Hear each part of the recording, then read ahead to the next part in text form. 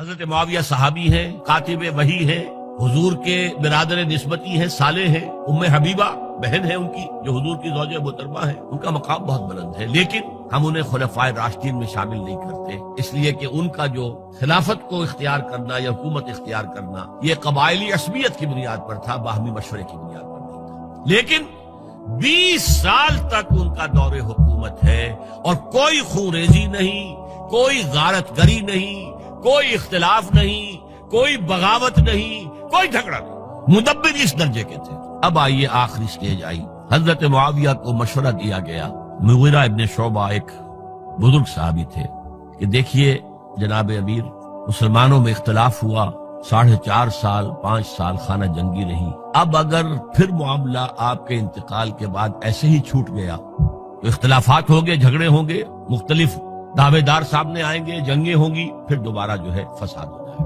آپ کسی کو نامزد کر دیجیے۔ اور پھر مشورہ دیا اپنے بیٹے یزید کو نامزد کر دیجیے۔ حضرت معاویہ ریلیکٹنٹ رہے، لیکن اس کے بعد انہوں نے مان لیا اور فیصلہ کر لیا۔ یہاں میں چاہتا ہوں کہ بات سمجھ لیں اچھی طرح، اس معاملے میں اگر آپ حضرت معاویہ کی نیت پر شک کریں گے تو مجھے آپ کے ایمان پر شک ہو جائے گا۔ نیت پر نہیں، غلطی ہو سکتی ہے، صحابی ہیں، نیت غلط نہیں تھی، نیت کیا تھی؟ اور میں سمجھتا ہوں 100% درست تھی کہ اب اتنا پانی گزر چکا ہے پل کے نیچے سے وقت کے دریا میں کہ بارے صحابہ سب رخصت ہو چکے، اب اکثریت 9 مسلموں کی ہے، عصبیتیں بھی ہیں، قبائلی عصبیتیں ختم تو نہیں ہوئی،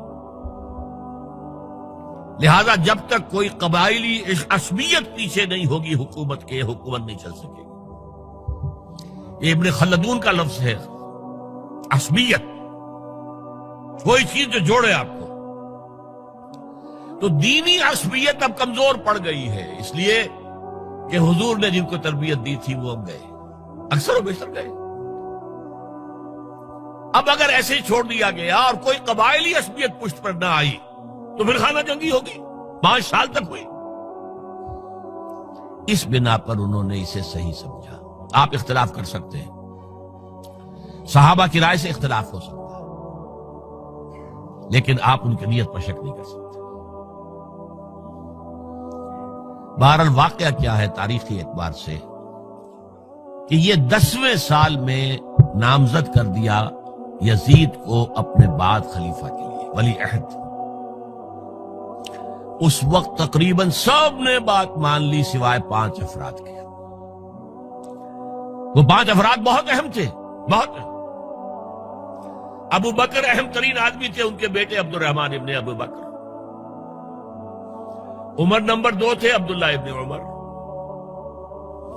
زبیر عبداللہ ابن زبیر۔ عباس عبداللہ ابن عباس، اور حسین ابن علی۔ حضرت حسن کا انتقال ہو گیا تھا۔ اہل تشیع کا کہنا یہ کہ زہر دیا گیا، واللہ اعلم، میں کچھ نہیں کہہ سکتا، میں کوئی تاریخ کا محقق اس معنی میں نہیں، میں موٹی موٹی باتیں جانتا ہوں۔ بہرحال انتقال ہو گیا تھا، 5 آدمیوں نے نہیں مانا، لیکن دیکھیے یہ تھی تدبر کی بات حضرت امیر معاویہ کی۔ کوئی دباؤ نہیں ڈالا، کوئی جبر نہیں کیا، کوئی کسی کو نقصان نہیں پہنچایا کہ نہیں مان رہے تو یہ کر دیں، نہیں۔ دیکھیں گے جب وقت آئے گا۔ جب وقت آیا حضرت معاویہ کے انتقال کے بعد، اب ایک صاحب جا چکے تھے، حضرت عبد الرحمن ابن ابی بکر فوت ہو چکے، اب 4 رہ گئے، 3 عبادلہ، عبداللہ ابن عمر، عبداللہ ابن عباس، عبداللہ ابن زبیر، ایک حسین ابن علی رضی اللہ تعالی عنہم اجمعین۔ جب بیعت ہو گئی یزید کی تو اب ان کے درمیان اختلاف ہوا۔ یہ بات اچھی طرح سمجھ لیجئے، تاریخی حقائق، موٹے حقائق کو چھوڑ کر باریکیوں میں جب پڑھتے ہیں تو معاملہ غلط ہو جاتا ہے۔ موٹے حقائق کو سمجھیے، جیسے کہتے ہیں میکرو اکنامکس اور مائکرو اکنامکس۔ میکرو ہسٹری جو ہے، 2 ایک طرف ہو گئے، 2 ایک طرف ہو گئے۔ عبداللہ ابن عباس کی رائے ہوئی کہ اگرچہ یہ غلط کام ہوا ہے، یہ قیصر و کسریٰ کی سنت پر عمل ہو رہا ہے، لیکن یہ ایسی بڑی بات نہیں ہے کہ خون ریزی شروع کر دی جائے اور امن و امان ختم ہو جائے۔ یہی بات عبداللہ ابن عمر کی ہو گئی، یہ دو تو ایک جا ہو گئے، مصلحت کہہ لیں جو بھی سمجھے، لیکن نیت پر حملہ نہیں کر سکیں گے آپ۔ دیانتاً انہوں نے یہ سمجھا کہ اب جب کہ ہو گیا معاملہ تو ٹھیک ہے، حرام مطلق تو کہیں نہیں لکھا ہوا قرآن کے اندر کہ بیٹا نہیں ہو سکتا، کہیں نہیں لکھا ہوا۔ بہرحال ان دو کی رائے یہ ہوئی کہ اگرچہ کام غلط ہے لیکن اتنا غلط نہیں ہے کہ اس کو چیلنج کیا جائے اور اس سے جو ہے خانہ جنگی شروع ہو جائے اور فساد شروع ہو جائے۔ دو کی رائے یہ ہوئی کہ نہیں، we have to challenge it come what may. Abdullah ابن زبیر، حسین ابن علی رضی اللہ تعالی عنہما یا عنہم، تو یہ دو علیحدہ، ان دو میں اب اختلاف ہوا۔ عبداللہ ابن زبیر کی رائے یہ تھی کہ یہی مقیم رہو مکے میں، حجاز میں، مکے اور مدینے میں، یہاں سے ریزسٹنس موومنٹ ہم شروع کریں گے، کیونکہ یزید کی خلافت تو دمشق میں تھی، بہت دور۔ حضرت حسین کو خطوط آ رہے تھے کوفے سے، کوفہ حضرت علی کا صدر مقام رہا تھا، اور جن سبائیوں نے فتنہ پیدا کیا تھا حضرت عثمان کے خلاف وہ بھی وہیں آباد تھے۔ انہوں نے خطوط کا تاغا باندھ دیا، آپ آئیے ہم آپ سے بیعت کریں گے اور کھڑے ہوں گے اور مقابلہ کریں گے اور اس یزید کی حکومت ختم کریں گے۔ ڈاک کے تھیلے بھرے ہوئے۔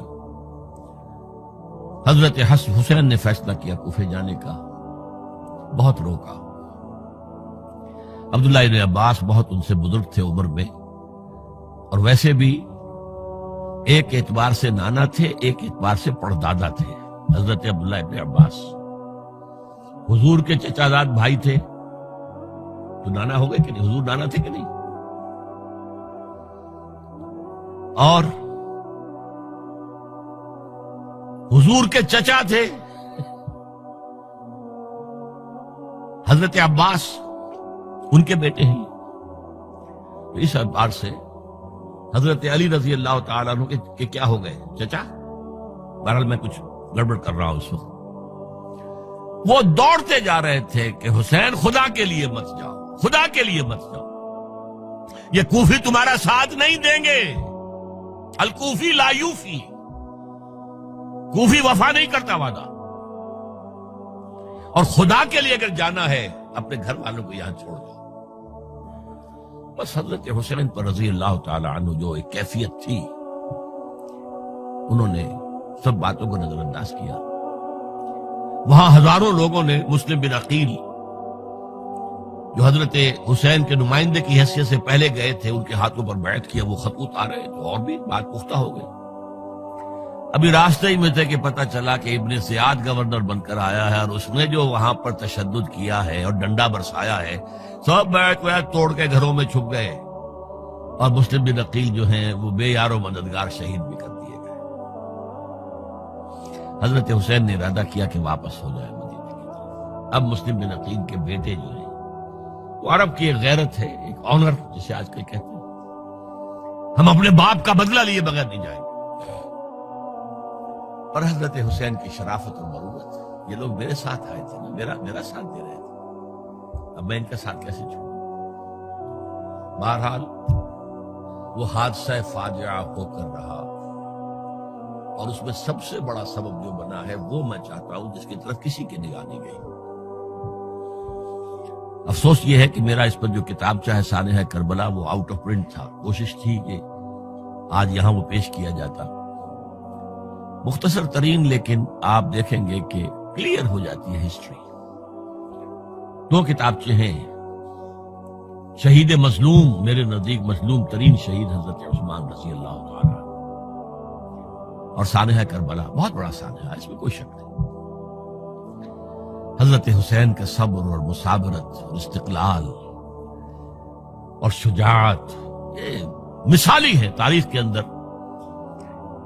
اپنے سامنے جو ہے اپنے ایک ایک کر کے چراغ گل ہو رہے ہیں، خاندان سارا ختم ہو رہا ہے، شیر خوار بچے شہید ہو رہے ہیں۔ وہ تو ایک بچہ بیمار تھا، حضرت علی بن حسین زین العابدین رحمت اللہ علیہ، وہ بچہ ہے، لیکن اصل میں شرافت اور مروت جو ہے وہ بسا اوقات اپنی شرافت کی وجہ سے مار کھا جاتی ہے۔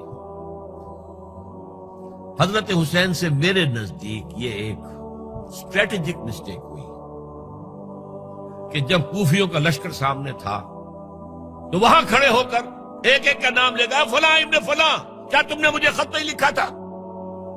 اے فلاں ابن فلاں کیا تم نے مجھے خط نہیں لکھا تھا؟ سب کے راز فاش کر رہے ہیں، اور دیکھو یہ میرے پاس یہ تھیلے بھرے ہوئے تمہارے خطوں کے موجود ہیں، تم نے مجھے بلایا اور میں آیا۔ یہ بات تھی جس کی بنا پر اب ان کے لیے کوئی چارہ نہیں تھا کہ انہیں شہید کر دیں، ورنہ تو یہ ہمارا بھانڈا پھوڑ دیں گے جا کر یزید کے پاس، تو ہماری کھالیں کھنچ جائیں گی۔ یہی وجہ ہے کہ حضرت حسین نے 3 آفرز کی، مجھے واپس مدینے جانے دو، نہیں، مجھے یزید کے پاس جانے دو، نہیں، مجھے کہیں اسلامی سرحد پر بھیج دو، میں وہاں پر کافروں سے جنگ کرتے ہوئے زندگی ختم کر لوں گا، نہیں، ہیئر اینڈ ناؤ بیٹھ کرو۔ یہ حضرت حسین کی شرافت، غیرت، حمیت، مروت، اس کی خلاف تھا، لہذا انہیں شہید کیا گیا اور پھر خیموں کو آگ لگائی گئی۔ یہ نوٹ کیجئے کیوں لگائی گئی؟ اگر تو یہ غصے اور انتقام میں اور وینجینس میں ہوتا تو حضرت علی بن حسین زین العابدین کو بھی شہید کرنا چاہیے تھا، نہیں کیا۔ اگر یہ اس طرح کا معاملہ ہوتا تو خواتین کی بے حرمتی ہوتی، نہیں ہوئی۔ یہ خیمے کیوں جلائے؟ تاکہ وہ جو ایویڈنس ہے وہ ختم ہو جائے، ہمارے خلاف یہ جو ڈاکومنٹری پروف لیے پھر رہے ہیں، خیمے جلیں گے اور یہ تھیلے بھی جل جائیں گے اور یہ خطوط بھی جل جائیں گے اور ہم بچ جائیں گے۔ یہ ہے میرا تجزیہ۔ بہرحال اس میں کوئی شک نہیں کہ تاریخ انسانی کے عظیم حوادث میں سے وہ ہے، اور میرے نزدیک حضرت حسین رضی اللہ تعالیٰ عنہ کا اختلاف کر سکتا ہے، جو چاہے کرے، حضرت حسین سے اختلاف کرے اور اتفاق کرے حضرت عبداللہ ابن عمر، عبداللہ ابن عباس کے ساتھ، تب بھی ٹھیک ہے، اور اگر حضرت عبداللہ ابن عباس اور عبداللہ ابن عمر سے اتفاق کرے اور حضرت حسین ان سے اختلاف کرے، تب بھی شک ہے۔ معصوم کوئی نہیں، ہمارے نزدیک معصومیت خاصہ نبوت ہے، نبوت ختم ہوئی حضور پر، معصومیت ختم ہوئی، غلطی ہر ایک سے ہو سکتی ہے اور آپ رائے رکھ سکتے ہیں، لیکن کسی صحابی کی نیت پر حملہ نہیں کریں گے۔ صحابی کی نیت پر حملے کا مطلب کیا ہے کہ محمد صلی اللہ علیہ وسلم تزکیہ نفس نہیں کر پائے، یہ ریفلیکٹ کرے گی حضور کی اس پوری کی پوری جد و جہد پر کہ شخصیت سازی نہیں کر پائے محمد صلی اللہ علیہ وسلم، نہیں، معاذ اللہ ثم معاذ اللہ ثم معاذ اللہ۔ بہرحال یہ ہے تاریخ کے اعتبار سے ہمارے ہاں جو عظیم ترین ذی الحج کے مہینے میں حضرت عثمان شہید ہوئے تھے، 28 ذی الحج کو حضرت عمر پر حملہ ہوا تھا، 1 محرم کو ان کی شہادت ہوئی تھی، 10 محرم کو یہ سانحہ کربلا پیش آیا تھا۔ یہ ہماری اس ابتدائی تاریخ کے اہم لینڈ مارکس سے جنہیں ہم شہادت کے نام سے جانتے ہیں، لیکن میں اب پھر دوبارہ کہوں گا یہ اللہ کی راہ میں قتل ہوئے ہیں۔ وَلَا تَقُولُوا لِمَنْ يُقْتَلُ فِي سَبِيلِ اللَّهِ أَمْوَاتٌ بَلْ أَحْيَاءٌ وَلَكِنْ لَا تَشْعُرُونَ وَلَا تَحْسَبَنَّ الَّذِينَ قُتِلُوا فِي سَبِيلِ اللَّهِ أَمْوَاتًا بَلْ أَحْيَاءٌ عِندَ رَبِّهِمْ يُرْزَقُونَ۔ لیکن وہ شہادت علی الناس کی ذمہ داری جو مجھ پر اور آپ پر ہے، حضرت حسین کو یاد کر لیں، حضرت عثمان کو یاد کر لیں، ان کے لیے کوئی رنج اور غم کا اظہار کر لیں، اس سے کچھ حاصل نہیں ہے۔ حاصل تو یہ ہے کہ شہادت علی الناس کی تیاری کیجئے، اپنی ذاتی زندگی میں آج سے گواہی دیجئے اللہ کے بندے ہونے کی، اپنے عمل میں، اپنے قول میں، اور کوشش کیجئے کہ مل جل کر اس ملک کے اندر وہ نظام برپا کرے کہ جو شہادت علی الناس دین حق کے ایک کامل نمونے کے طور پر دنیا پر حجت قائم کر دے کہ دیکھ لو اپنی آنکھوں سے، یہ ہے وہ دین حق جو محمد لے کر آئے تھے۔ اللہ تعالیٰ مجھے اور آپ کو اس کی توفیق عطا فرمائے۔ باقی یہ کہ یہ کیسے ہوگا، اس پر تو میری کتابیں پہلے بھی تقاریر میں کر چکا ہوں، وہ منہج انقلاب نبوی وغیرہ وہ ہے، ان کا مطالعہ کیجیے۔ بارک اللہ لی و لکم فی القرآن العظیم ونفعنی وإیاکم بالآیات والذکر الحکیم۔